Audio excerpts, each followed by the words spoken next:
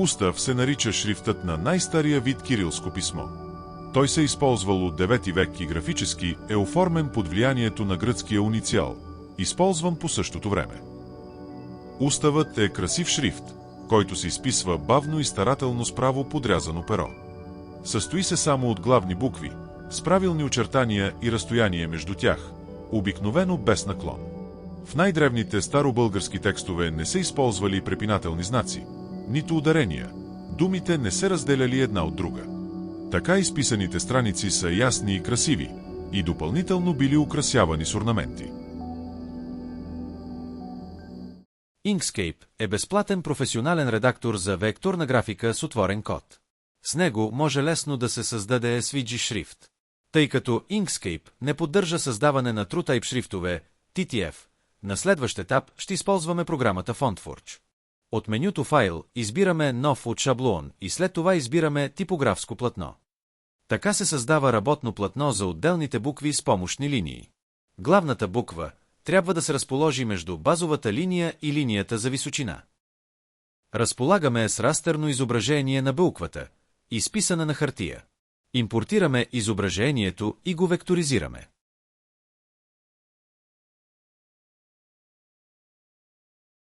След това от менюто Текст отваряме редактор на шрифтове от SVG. В таба Fonts, в секцията Global Settings, с бутона плюс добавяме нов шрифт и задаваме име. В таба Glyphs, отново с бутона плюс добавяме нов знак.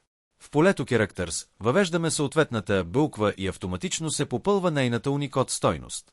Селектираме векторното изображение и натискаме бутона Get Cursor. В полето Glyph се появява новият знак.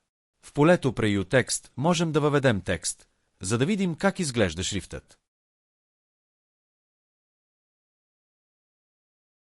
По същия начин обработваме останалите букви. Накрая ги експортираме във векторен файл, който ще импортираме във FontForge. FontForge е безплатен редактор на шрифтове с отворен код. С него генерираме TrueType шрифтове, които могат да се инсталират на Windows, Mac и Linux.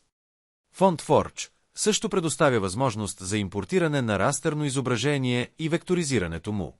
Но ние вече сме направили това в Inkscape. Затова само го импортираме на правилното място и ако трябва, го подравняваме.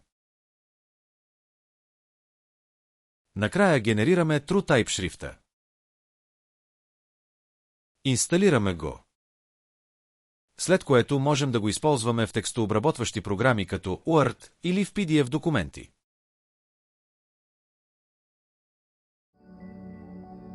И днес сред бързината на дигиталния свят има хора, които се връщат към тишината на перото и мастилото. Те пишат бавно, с внимание към всяка линия. Старателното изписване на устава носи спокойствие. Мисълта се избистря, а писането се превръща в преживяване. Това е изкуството калиграфия.